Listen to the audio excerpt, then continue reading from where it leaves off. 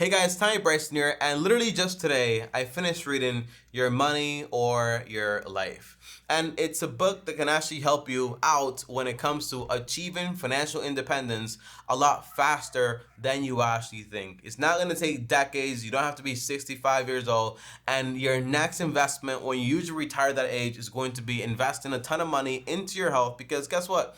You're a lot older, and that's not what you actually want. So you actually want to be in your youth to actually enjoy the majority of your wealth as maximum as you possibly can. Now, I'm going to talk about three main ideas that can actually help you achieve this, and it's going to be number one, the relationship between wages and work, number two, life energy, what is it, and then number three, the crossover point and how to actually achieve it. Now, let's get right into this video, and do me a favor and smash the like button. By the way, is this the best financial book I've ever read? The answer is it isn't, okay? I am still basically married with The Richest Man in Babylon. It's like one of my favorite books of all time, like for sure, like the favorite book of all time. But this book right here is definitely on my top five, okay? It's a pretty good book when it comes to money, and it can change your life drastically. Now, the very first idea, guys, that changed my life drastically is going to be wages and work. I've always assumed from an early age that to find purpose, meaning, and fulfillment in life, you need to find something to do. And in a sense, that is true. But in a sense, I thought basically that what you find to do is going to be a career or a job to find those things in life, okay? The meaning, the fulfillment, the identity, and all those other things, okay? But the book reveals something very interesting. The author says, no. The definition of work is not doing an activity to make money. That's not what work is as a whole. That's basically wages. So when somebody asks you, for example, what do you do for a living? And you say, I am a doctor. No, what you do for a living is you practice medicine, and you basically, in exchange for that, you get paid. But it's not to say that's who you are and your identity as a whole, although our language almost forces us to talk that way. But you could say, for example, I do for money medicine, right? I practice medicine for money, but I'm actually a teacher. I'm actually a father. I'm actually a Christian. I'm actually a musician that's actually practicing right now, So that's the idea. But overall, the definition the author gives to work is amazing for me. It's basically the definition of work is going to be an activity that gives meaning and fulfillment, and it does not have to be paid. So that's massive, because you always think that if you are doing something that you're not getting paid for, that's just a hobby. It's not really work, and it's not really true. That's the idea, okay? So work can be anything or an activity that basically gives you meaning and fulfillment. And that changes everything in various ways. Number one, you can work a job you don't like as much because you're only doing it for money. And you're trying to get as much money as possible as long as you don't have to sacrifice your morals and your ethics. But the idea is, I want to get as much money as possible. I don't really have to like the job that much, because on the side, I have other work that I actually enjoy, like working on writing or music or my family or my church or my community. And there's one big idea within this one, and it's basically we tend to ask way too much from a job. A job, at the end of the day, is something we do for money, and in exchange you get wages. That's the idea, right? You're making that trade. But at its core, we're asking for community. We're asking for relationships. We're asking for meaning, identity. We're asking for all these things from a job, and a job cannot actually give us that, okay? Now, where do those things come from? The meaning, the fulfillment, the feeling good about something, the relationships, the community. Well, those things tend to come from God and family and culture and community and virtues. And all those things are usually going to be external to your job. So the point is, don't try to make your job everything that you actually do and everything you actually are, but look at it as one part. The one part is, this is what I do for money. Now, if you like it, that's best, right? To find a job you actually like. But if there's a job you don't like but pays you a lot of money, then that's something to consider, because a lot of the times we tend to identify ourselves with the work we do, and that's not really true. As long as, though, the work you're doing is not basically, trying to hurt somebody, sacrificing your morals and your ethics. If you're able to go out there and work a job you might not like and sustain it for a little while to make enough money, then that is awesome.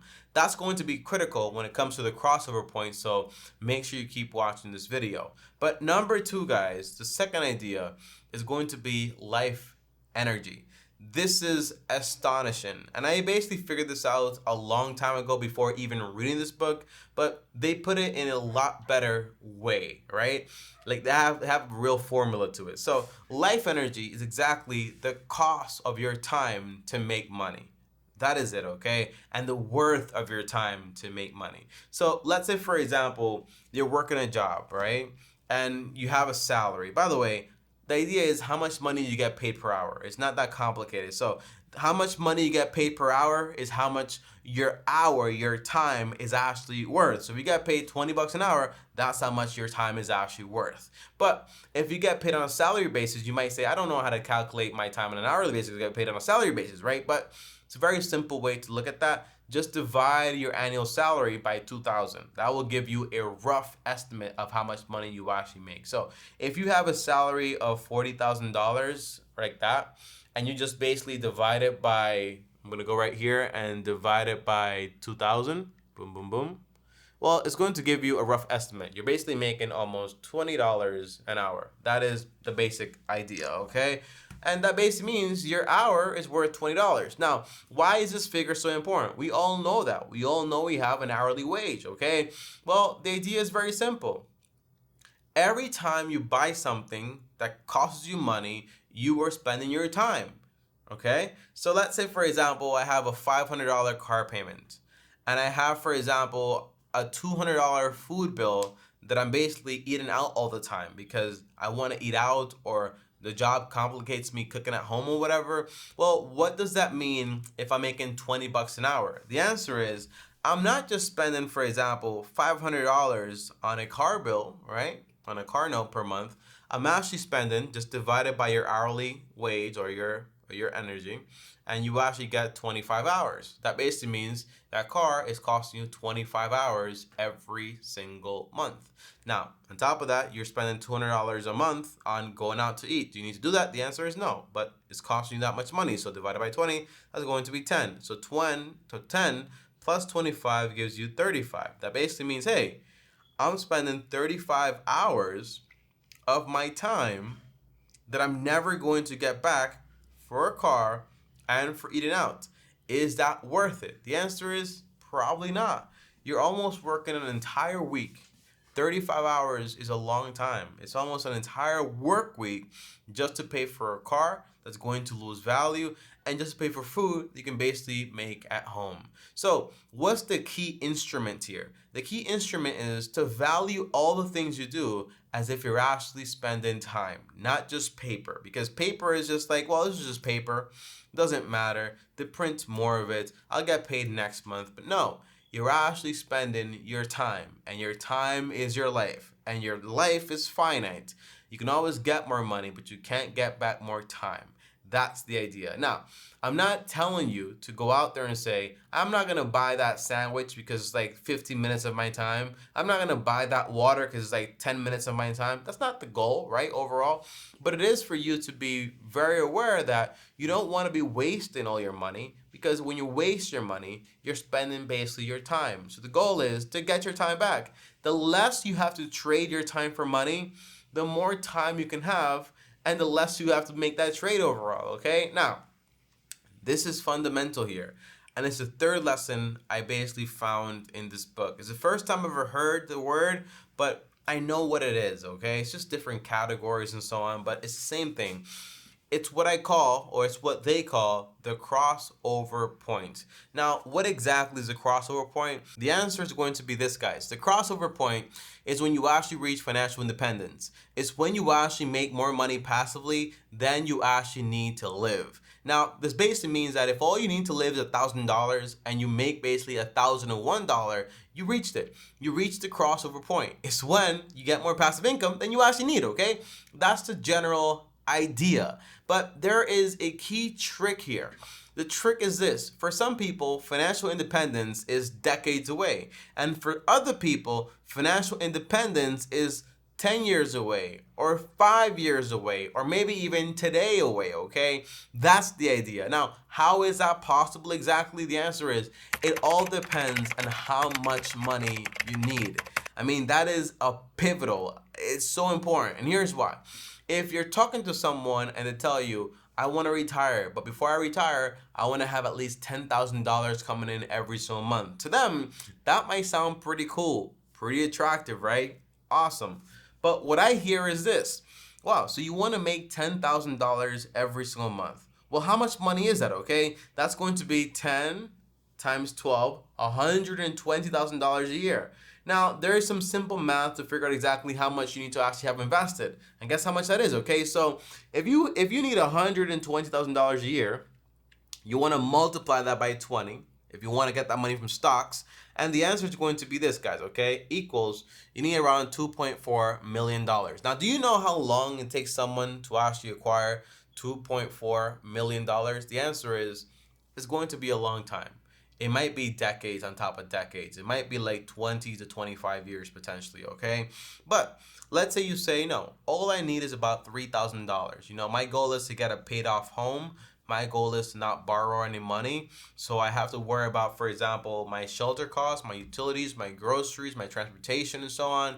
But I want to minimize my expenses very, very low, okay, as much as possible. Because the less money you need, right, to live, well, the less money you're going to need in your investments to get that passive income back. And by the way, there's a certain point in life where more money does not add more fulfillment. So I'm going to pause the video right here to explain this graph. You have 3 levels when it comes to money and fulfillment, okay? So you have survival, you have comfort, and then you have enough. And between those, you can have, for example, some luxuries, which will give you some fulfillment. But once you get into more extravagant things, they're not really going to give you the same kick. That's why people that make millions and millions of dollars and they spend their money on private jets and mansions, you know, a lot of these people are basically unhappy because they're expecting that spending money is going to give them fulfillment, and it really doesn't.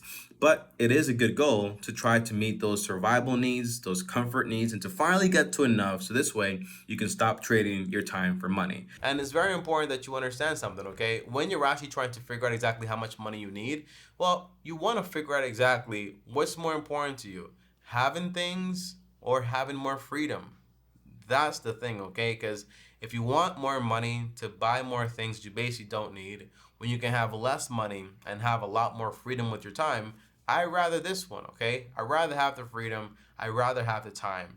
So if all you need, for example, is going to be like $3,000 a month, well, $3,000 a month, which is right here, and you multiply that by 12, that's going to be right here. So multiply by 12, that's going to be $36,000 a year. And you multiply that by 20, you're going to need about $720,000 if I'm not mistaken. Yeah, there it is, okay? Now, $720K is a lot of money, but it's a lot less than $2.4 million.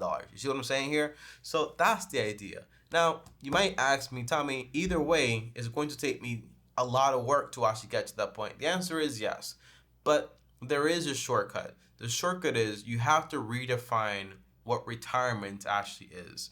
In America, in our society, for example, retirement almost seems like you're done, like forever, okay? You no longer have to work anymore, forget about anything, and forget about everything. But as we found out, work isn't just, for example, doing things for money.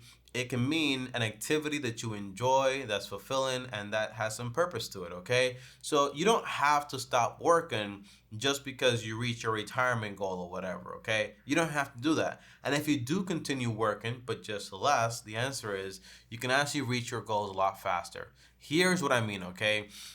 If you actually say, I'm going to invest as a goal $1,000 a month for the next 15 years, will I try to pay off my house or whatever, okay? And you should get like a 15-year note on your house and try to pay it off fairly fast. But that's another video for another day. But in about 15 years at a 10% return, you're going to have somewhere around, if I'm not mistaken here, let me get the math, around $419,000. That is still short of $720,000, right? But if you actually keep working, you could actually I think 420K gets you about like 20K in income every single year, if I'm not mistaken. But guess what? If you can still work and make like what, like another $13,000 a year, you can basically make that in about like 3 to 4 months or 5 months. And then guess what? Now you have 6 months, or like, or not like 6 months. You have more like 7 to 6 months where you're actually like free, where you don't have to work at all. You can just work part time if you want to. You see what I'm saying here? So you could actually become financially independent while still working in a way. That's the idea, and that's what I mean. So I still have a job, right? In the sense that I come on here, I make content, I try to be helpful, I try to provide value and review things and so on. Well, that's part of my job, and I get paid for it, right? But then I can use some of that money to supplement the money I have invested. So this way, I can work a lot less while also having a lot more enjoyment, instead of having to keep working for 40 more years or like 30 more years to just reach a point where I don't have to work at all. You see what I'm saying here? So that's the idea. Guys, thanks for watching this video. I highly recommend you read that book. It's a really good book. And the reason I'm using a Kindle now more than, for example, my iPad, not more, instead of my iPad, because I no longer use the iPad for reading at all, is because a Kindle may seem small, Kindle Paperwhite, but it's like the perfect size. I can put the letters whatever size I actually want. Literally, I can have the font of this book right here. You see this book? I can have that font on my Kindle, so I don't have a problem actually seeing. And it's basically, it's light. There's a better form factor to it. And on top of that, there are distractions. On my iPad, if I'm reading, I can get a text at any moment. I can get interrupted. I can go on YouTube. But this, all I can do is just read. So I find myself reading for longer, more concentrated, and more consistently, okay? So that's why I'm no longer using the iPad when it comes to reading. Thanks for watching this video. Peace.